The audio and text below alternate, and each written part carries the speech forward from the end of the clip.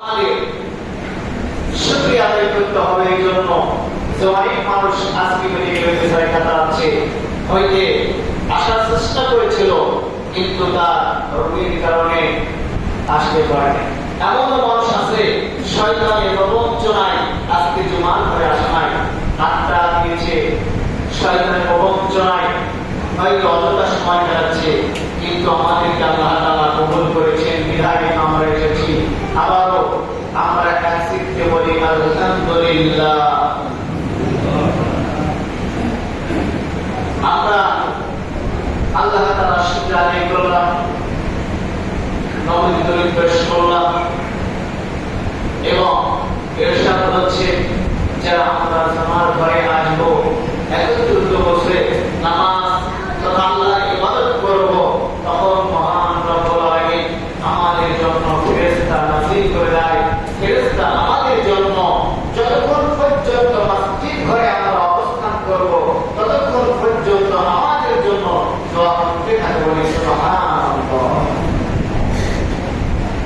আমরা চেষ্টা করেছি, এটাই আল্লাহর কাছে শুকরিয়া। কারণ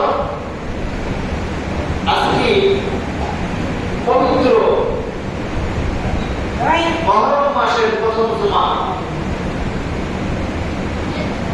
চন্দ্র মাসের প্রথম মাসকে মুহররম মাস বলা হয়। এই মুহররম মাসকে লেখক, সাহিত্যিক এবং মুহাদ্দিসগণ সেই কথা পেয়েছেন বা লিখেছেন, কোরআন তথা হাদিস থেকে প্রমাণ পাওয়া যায়। হযরত আব্বাস রাদিয়াল্লাহু তাআলা আনহু বর্ণিত তিনি বলেন, রাসূল আকরাম সাল্লাল্লাহু আলাইহি ওয়াসাল্লাম সাহাবায়ে কিরাম নিয়ে বসে আছেন এবং এই সিদ্ধান্তে বললেন যে মুহররম মাসের কিছু কাজ রয়েছে। আল্লাহ রাসূল জানান মুহাম্মদ রাসূলুল্লাহ সাল্লাল্লাহু আলাইহি ওয়াসাল্লাম তিনি বললেন, হ্যাঁ কাজ রয়েছে। এক ইহুদিকে ডাকলেন, একে বলছেন যে তুমি কি রোজা রেখেছো? ইহুদি বলছেন যে আমরা প্রতি মুহররম মাসে রোজা রাখি। রাসূল আকরাম সাল্লাল্লাহু আলাইহি ওয়াসাল্লাম জিজ্ঞাসা করলেন, কেন তোমরা রোজা রাখো? কারণটা এইবার বলছেন যে মুসা আলাইহিস সালাম আমাদেরকে শিক্ষা দিয়েছেন। রাসূল আকরাম সাল্লাল্লাহু আলাইহি ওয়াসাল্লাম বললেন, শুধু মুসার শিক্ষা নয়, তাম পৃথিবীর যত মুসলমান আসবে এই মুসলমানেরা এই শিক্ষা অর্জন করবে। বলে আলহামদুলিল্লাহ, এটা হলো মুহররম মাস।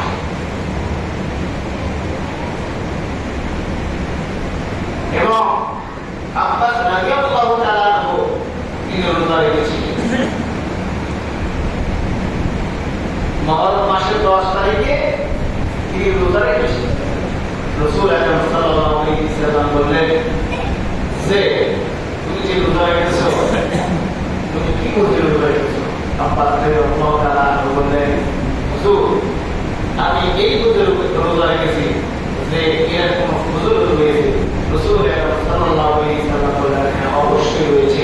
কেউ যদি রোজা রাখে আল্লাহ তাআলা তার জানা অজানা গুনাহটা মাফ করে দেন। বলে আলহামদুলিল্লাহ। এবং রাসূল আকরাম সাল্লাল্লাহু আলাইহি ওয়াসাল্লাম মানা করলেন, সাহাবায়ে কেরামদেরকে বললেন, তোমরা কি জানো এই মুহররম মাসে বিশাল বিশাল মহামানবের তাদেরকে আল্লাহ তাআলা এই পৃথিবীর জমিতে তাদেরকে উপাধি দিয়েছিলেন এবং যত নামধারী পৃথিবীতে মানুষ এসেছিলেন এই মুহররম মাসের 10 তারিখে। বলে আলহামদুলিল্লাহ। বলতে শুরু করলেন যে আমাদের আদি পিতা হযরত আদম আলাইহিস সালাম তিনি মুহররম মাসে 10 তারিখে আল্লাহ তাআলা তাকে সৃষ্টি করেছেন এবং জান্নাতের ভিতরে তাকে দিয়ে দিয়েছেন। বলে আলহামদুলিল্লাহ। এই মুহররম মাসের সাইয়্যিদনা আমাদের জাতির পিতা হযরত ইব্রাহিম আলাইহিস সালামকে আল্লাহ রাব্বুল আলামিন এই পৃথিবীতে পাঠিয়ে দিয়েছে। বলে আলহামদুলিল্লাহ। শুধু তাই নয়,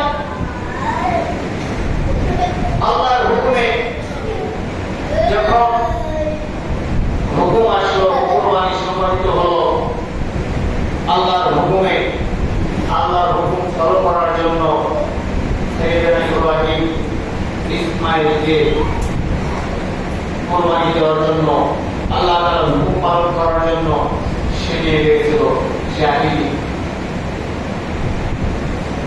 এমনকি যখন জান্নাত থেকে আল্লাহ রাব্বুল আলামিন আদমকে পৃথিবীর জমিনে পাঠিয়ে দিলেন, এই মুহররম মাসের 10 তারিখে আল্লাহ তাআলা তার দোয়া কবুল করেছিলেন। বলে আলহামদুলিল্লাহ। রাসূল আকরাম সাল্লাল্লাহু আলাইহি ওয়াসাল্লাম বলেন, শুধু তাই নয়, এই মুহররম মাসের 10 তারিখে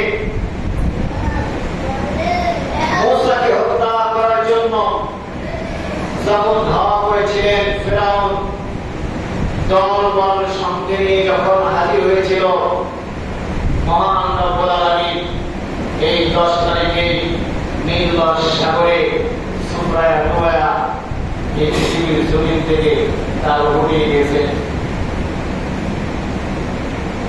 শুধু তাই নয়, পরবর্তী রাসূল আকরাম সাল্লাল্লাহু আলাইহি ওয়াসাল্লামের পরে তার আদরের নাতনি, আমরা সকলে জানি, হুসাইন রাদিয়াল্লাহু তাআলা আনহু কারবালার প্রান্তরে কাফেররা সেই দিন সপরিবার প্রায় হত্যা করেছিল এই 10 তারিখে।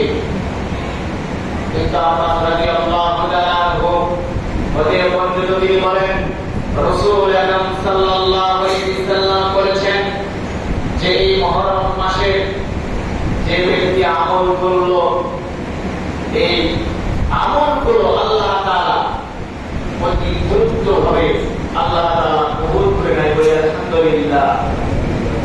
এবং রাসূল আকরাম সাল্লাল্লাহু আলাইহি ওয়াসাল্লাম পরিবর্তে বললেন, যখন মুহররম মাস আসলেন, সাবরা ফাসাদ বিবাদ যুদ্ধ বিগ্রহ সকল কিছু স্টপ করে দিলেন, বন্ধ করে দিলেন। বললেন এই মাসে কোনো যুদ্ধ হবে না, কারণ পবিত্র মাস। বলে আলহামদুলিল্লাহ। এই মাসে কুসংস্কার আবিষ্কার করেছিল কিছু মানুষ। এই আবিষ্কার করার পরে তারা লাঠিতে রং মেখে, মাথায় কাপড় বেঁধে সারা বছর কোন নামাজ নাই, রোজা নাই, হাই হোসেন করে মাঠে মাঠে করেছে। ওই সময় মনে করছিল ইসলাম, এটি আসলে সঠিক দল, এই দলের সাথে যোগ দিলে আমরা জান্নাত পেয়ে যাব। কিন্তু প্রিয় মুসলমান কিরাম, সেটা ছিল ভুল। কারবালার প্রান্তরে শহীদ করে দিয়েছিলেন। আমরা ইতিহাস আমরা জানি, কিন্তু মুসলমান আমরা ওই জাতি, আমরা বীরের জাতি, কিন্তু মুসলমান হয়ে গেছে আমরা বিরাগের জাতি। তাই বর্তমান সময়ে ইহুদি, খ্রিস্টান, নাসারা, বৌদ্ধ এরা ইসলাম মুসলমানদেরকে ধরাই দিচ্ছে, আঘাত করছে, ইসলাম মুসলমানদেরকে পিটাচ্ছে। বর্তমান সময়ে মুসলমানেরা সকলে চুপ হয়ে গেছেন। একটাই কারণ হলো হযরত মুহাম্মদ রাসূলুল্লাহ সাল্লাল্লাহু আলাইহি ওয়াসাল্লামের আদর্শ বলে নিজস্ব আদর্শ আইনকে বাস্তবায়ন পৃথিবীতে মুসলমান কোনদিন সঠিকভাবে দেখা গেছে যে মুহাম্মদ রাসূলুল্লাহ সাল্লাল্লাহু আলাইহি সাল্লামের আদর্শ যদি তার ভিতরে থাকতো, ইমানের শক্তি আসতো, সমস্ত মুসলমান এক যুগে বিরোধিত ওই কাফের মুশরিক মুরতাদেরা মুসলমানদেরকে কিছু বলার সাহস হতো না। হযরত ওমর রাদিয়াল্লাহু তাআলা ইসলাম গ্রহণ করার পরে যখন তরবারি নিয়ে হাজির হলেন এবং বললেন, মক্কার কারা কারা রয়েছেন, আমি ওমর মুসলমান হয়েছি, এই মুহূর্তে কেউ যদি মুশরিক হিসেবে আমার সামনে আসে আমি তার কাল্লা প্রলুব্ধ করে দেব। সাহস পায় এই মুসলমান চাই। প্রিয় মুসলমান কিরাম, আমি ইতিহাস পড়েছি, ইতিহাসের ভিতরে মহান রব্বুল আলামিন কিছু কথা বলেছেন। এই পৃথিবীর জমিনে আমরা হাজার গুনাহ করে থাকি, লক্ষ লক্ষ কোটি কোটি গুনাহ হয়ে যাচ্ছে, আমরা জানি না। বাড়ি থেকে যখন বের হয়েছি আমার নিয়তটা কি আমরা জানি না। নিয়ত হলো মসজিদে আসবো, জানবো না, এমন নিয়ম ছিল। অনেক মানুষ আছে বাড়ি থেকে বের হয়েছে, দোয়া করে নাই, দোয়া শিখি নাই। মসজিদে ঢুকেছে, এমন মানুষ আছে দোয়া করতে পারে নাই। অনেক মানুষ আছে দোয়া মসজিদ করে ঢুকেছে, বিসমিল্লাহির রহমানির রহিম পড়তে শেষ। এটা সঠিক? এটা তো বলতে হবে। ওযু করেছে, ওযু করার সময় দোয়া করেছে বিসমিল্লাহির রহমানির রহিম। ওযু করার শেষে অনেক মানুষকে দেখেছি, শুনেছি সূরা ইখলাস পড়ে না, ওযু করার পরে তো আমি তাকে জিজ্ঞাসা করলাম, তখন বলছে ওযু করার পরে আবার দোয়া। ইখলাস সূরা একটু পড়ে গেল, তবে ইখলাস সূরা তো দোয়া নাই।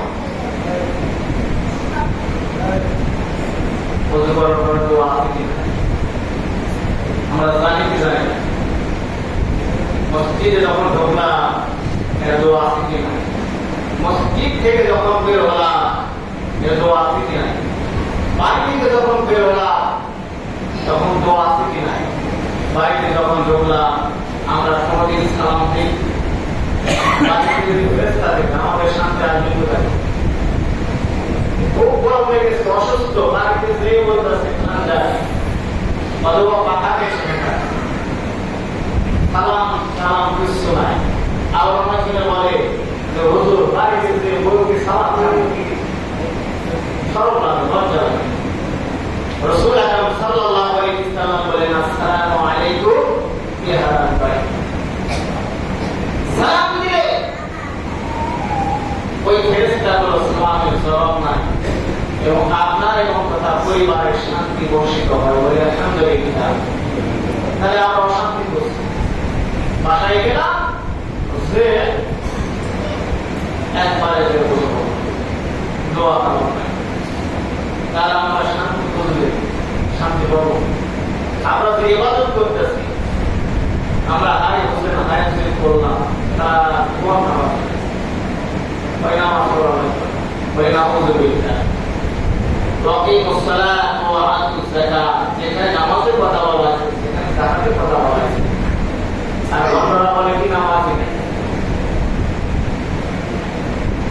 আল্লাহ যে ভাষায় বলছেন, আমরা যে বাংলা ভাষা বলছি আপনি বলবেন না, ইন্নাল্লাহা আলিমুম বিযাতিস সুদূর। আল্লাহ রাব্বুল আলামিন বলছেন আমি বান্দার অন্তর অন্তঃস্থল খবর রাখি।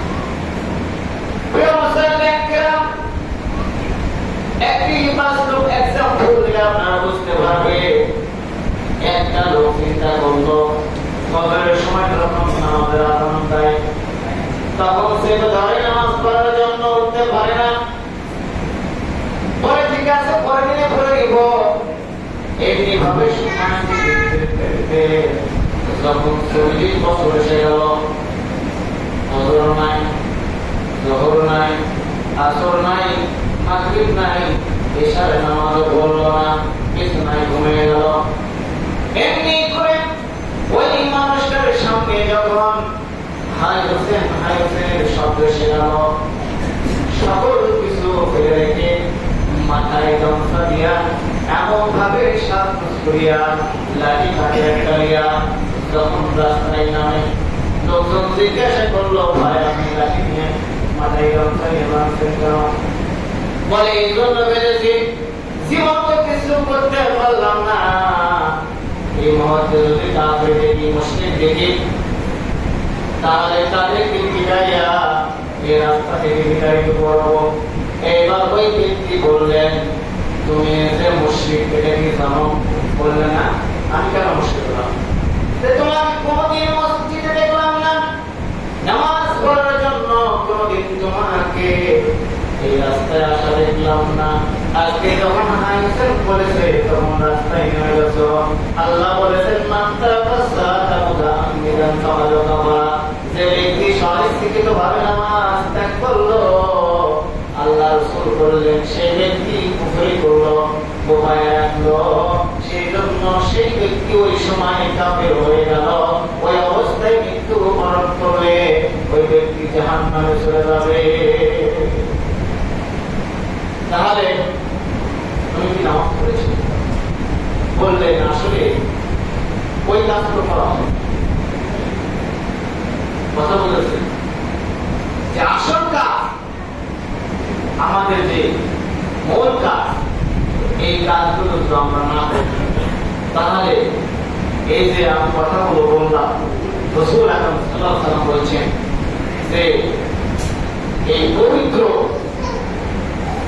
এই মাসে, চন্দ্র মাসের প্রথম মাসের নাম হলো মুহররম মাস, এই মাসে 10 তারিখে ইয়ামে আশুরা বলা হয়।